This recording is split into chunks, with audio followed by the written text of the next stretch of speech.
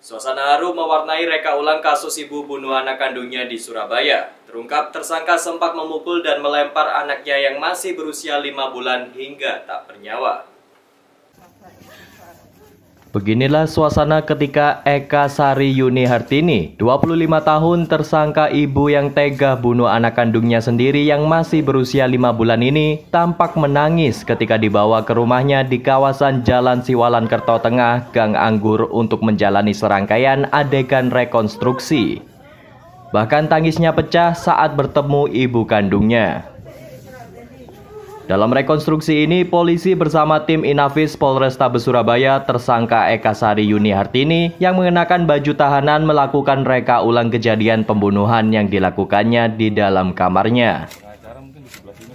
Ada 19 adegan yang dilakukan tersangka, mulai dari tersangka melakukan penganiayaan hingga korban ditemukan membusuk di dalam kamar.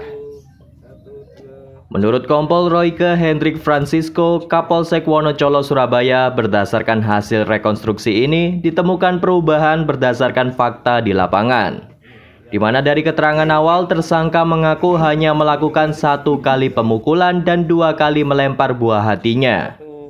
Sementara hasil fakta di lapangan ternyata tersangka mengaku melakukan pemukulan lebih dari 1 kali, yaitu di bagian punggung sebanyak 2 kali dan 1 kali di bagian dada. Dan hal inilah yang membuat korban meninggal dunia.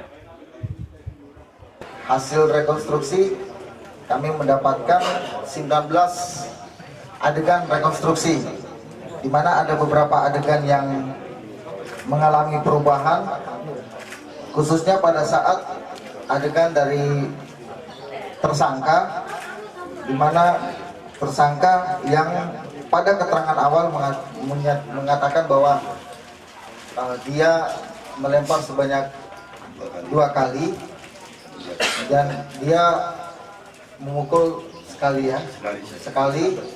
tetapi pada saat rekonstruksi ulang dia memukul 2 kali di belakang sama di dada, dan dia melempar sebanyak 1 kali. Itu hasil rekonstruksi yang mengalami perubahan keterangan pada saat pelaksanaan rekonstruksi. Saat rekonstruksi berlangsung, tersangka dinyatakan dalam kondisi sehat jasmani dan rohani. Meski sampai saat ini, Polsek Wonocolo Surabaya juga masih menunggu hasil pemeriksaan kejiwaan tersangka yang sedang dilakukan tim psikiater dari Polda Jatim. Sedangkan untuk suami tersangka hingga saat ini masih berstatus sebagai saksi karena saat kejadian yang bersangkutan sedang bekerja di bidang pelayaran. Seperti diketahui, kasus pembunuhan bayi berusia 5 bulan yang dibunuh ibu kandungnya mencuat pada 26 Juni 2022 yang lalu. Di mana korban ditemukan sang nenek yang tidak lain ibu kandung tersangka dan tetangganya membusuk di dalam kamar. Sedangkan ibu kandungnya sedang pergi berlibur ke Yogyakarta.